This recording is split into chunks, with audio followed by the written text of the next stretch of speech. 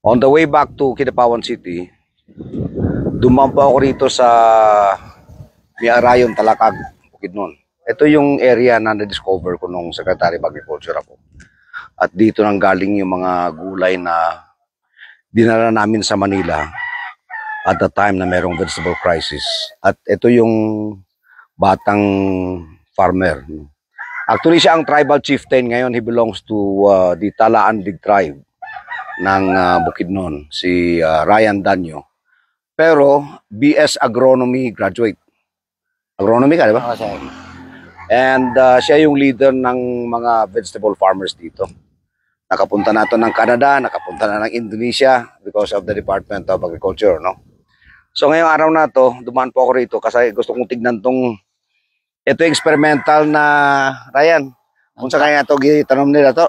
Sa mga 3 years ago, no? Sir. 3. So, iba po yung tubo nung Eviarc Suite sa high elevation sapagkat itong area po na ito is 1,400 meters above sea level. But tignan nyo yung tubo ng langka. Very strong, very vigorous. At kaya lang, may problema. Late maturing. Dahil sa lamig siguro. Nagbunga na ba ni? Kanang gamay, pero dili siya fully, dili siguro di siya mahimo pang bunga. Develop, no? Oh, na. Tama. May bunga na. To, i-focus mo daw. Okay. Ayun yung bunga niya, no? Pero kuan yan eh. Parang male yan na bunga. Ang kasunod niyan will be the female, no? Pero ibig sabihin, sa high elevation pala, ang Eviarc, ang ganda ng tubo, no? Talagang matibay.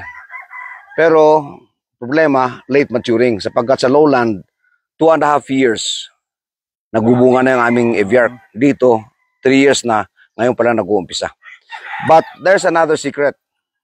Walo naman ka, agronomist ka man. Ang tanom nga high elevation mas matamis kaysa sa prutas sa baba, di ba? Because of the long maturity tapos dahil sa lamig.